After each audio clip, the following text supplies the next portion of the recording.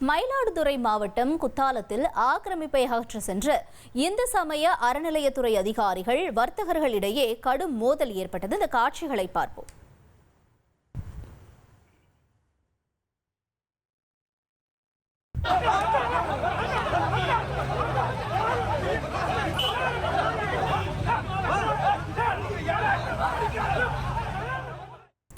கூடுதல் தகவல்களை எமது செய்தியாளர் அன்பு ரஹோத் வழங்க நாம் கேட்கலாம். அன்பு ரஹோத், வணக்கம். தற்பொழுது அங்கு இருக்கக்கூடிய சூழல் என்னவாக இருக்கிறது?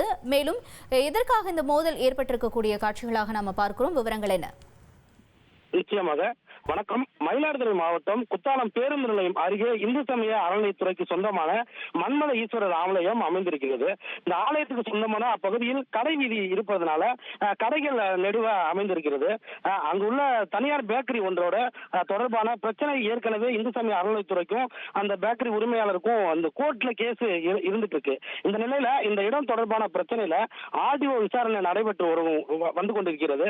இன்று இந்து சமய அறநிலையத்துறை துணை ஆணையர் ராணி தலைமையில் ஆலய செயல் அலுவலர்களுடன் மற்றும் ஊழியர்கள் பிரச்சனைக்குரிய அந்த கடை வீதியை அந்த கடையையும் சீல் வைக்கணும் அப்படின்ற முயற்சியில இறங்கியிருக்கிறாங்க.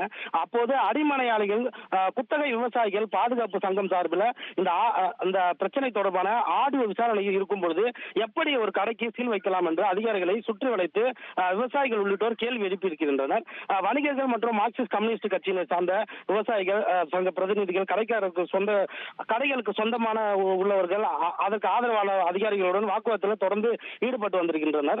இந்து சமய அறநிலையத்துறை ஊழியர்கள் திடீரென்று போராட்டத்தில் ஈடுபட்டவர்கள் மீது தாக்குதல் முயற்சியில் ஈடுபட்டிருக்கின்றனர். இதனைத் தொடர்ந்து ஒருவருக்கொருவர் கடுமையாக கைகளால் சட்டைகளை பிடித்து இழுத்துக் கொண்டு தள்ளுமுள் ஏற்பட்டிருக்கிறது. தொடர்ந்து அங்கு இருந்த நாற்காலிகளை ஒருவர் மீது ஒருவர் தூக்கி எறிந்து மேல் வீசி கொண்டு இருந்திருக்கின்றனர். மேலும் தனியாக சாலை மறியல் போராட்டத்தில் தனித்தனியாக இந்து சமய அறநிலையத்துறை நிர்வாகிகள் ஒரு பக்கமும் போராட்டக்காரர்கள் ஒரு பக்கமும் என்று தனித்தனியாக சாலை மறியல் போராட்டத்தில் ஈடுபட்டிருந்தனர். இந்த தொடர்ந்து கடைகள் அடைக்கப்பட்டும் சாலை மறியல் போராட்டம் தற்போது நடைபெற்று வருகிறது. அதிகாரிகள் அரசு அதிகாரிகள் ரவுடி போல் நடந்து கொள்வதாக மார்க்சிஸ்ட் கம்யூனிஸ்ட் கட்சியை சார்ந்தவர்கள் தொடர்ந்து தெரிவித்து வருகின்றனர். இந்த சம்பவம் தொடர்பான காரணம் 4 பேர் கைகள்ல அடிபட்டு அவர்களை மருத்துவமனைக்கு அனுப்பி வைத்திருப்பது இப்பகுதியில் ஒரு பதற்றத்தை ஏற்படுத்தி இருக்கிறது.